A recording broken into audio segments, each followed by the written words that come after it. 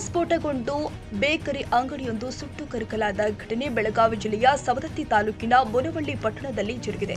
ಮುನವಳ್ಳಿ ಪಟ್ಟಣದ Sindhogi KEB circle ಬಳಿ ಇದ್ದ ಬೇಕರಿ ಸುಟ್ಟು ಕರಕಲಾಗಿದೆ. ಬೇಕರಿಯಲ್ಲಿ ಇದ್ದಂತಹ ಸುಮಾರು 25 ಲಕ್ಷ ರೂಪಾಯಿ ಸಾಮಗ್ರಿ ಸುಟ್ಟು ಕರಕಲಾಗಿದೆ.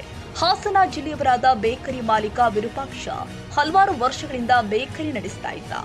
ಬೇಕರಿಯಲ್ಲಿ ಕೆಲಸ ಮಾಡುವ ವೇಳೆ ನಿನ್ನೆ ಬೆಳ್ಳಂಬೆಳಗ್ಗೆ ಸ್ಫೋಟಗೊಂಡಿದೆ ಸಿಲಿಂಡರ್, ಬ್ರಿಡ್ಜ್ ಸೇರಿ ಅನೇಕ ಸಾಮಗ್ರಿಗಳು ಘಟನೆಯಿಂದ ಸುಟ್ಟು ಕರಕಲಾಗಿದೆ. ಇನ್ನು ಕೂಡಲೇ ಮಾಹಿತಿ ಆಧರಿಸಿ ಸ್ಥಳಕ್ಕೆ ದೌಡಾಯಿಸಿ ಬೆಂಕಿ ನಂದಿಸುವಲ್ಲಿ ಅಗ್ನಿಶಾಮಕ ಸಿಬ್ಬಂದಿಗಳು ಯಶಸ್ವಿಯಾಗಿದ್ದಾರೆ. ಸಿಲಿಂಡರ್ ಸ್ಫೋಟದಿಂದ ಭಾರಿ ಅನಾಹುತವೊಂದು ತಪ್ಪಿದೆ. ಸ್ಥಳಕ್ಕೆ ಸವದತ್ತಿ ಪೊಲೀಸರು ಭೇಟಿ ಕೊಟ್ಟು ಪರಿಶೀಲನೆ ಮಾಡಿದ್ದಾರೆ. ಸವದತ್ತಿ ಪೊಲೀಸ್ ಠಾಣಾ ವ್ಯಾಪ್ತಿಯಲ್ಲಿ ಘಟನೆ ಜರುಗಿದೆ. ಏನಾಗಿದೆ ಗೊತ್ತಿಲ್ಲ. ಇಲ್ಲಿ UPS ಹತ್ರ ಬೆಂಕಿ ಹಚ್ಕೊಂಡಿರೋದು. UPS ಹತ್ರ ಹಚ್ಕೊಂಡು ಪೂರ್ತಿ ಎಲ್ಲ ನೀವು ನೋಡಿದ್ದೆಷ್ಟು ಮೊದಲಾಗೆಲ್ಲ 5:30 ನಿಮ್ಗೆ ಯಾರು ಹೇಳಿದ್ರಿ ಅಂತ ಬಂದು ಇಲ್ಲಿ ಸ್ನೇಹಿತರು ಬಂದು ಹೇಳುವಾಗ ಎಷ್ಟು ಇದಾಗೈತೆ ಲಾಸ್ ಆಗೈತೆ ನಿಮ್ಗೆ? 25 ಕ್ಲಿಯರ್ ಆಗಿ ಏನೂ ಉಳಿದಿಲ್ಲ ಅದ್ರೊಳಗೆ. ಅದ್ರೊಳಗೆ ಏನೋ ಉಳಿದೈತಿ ಎಲ್ಲ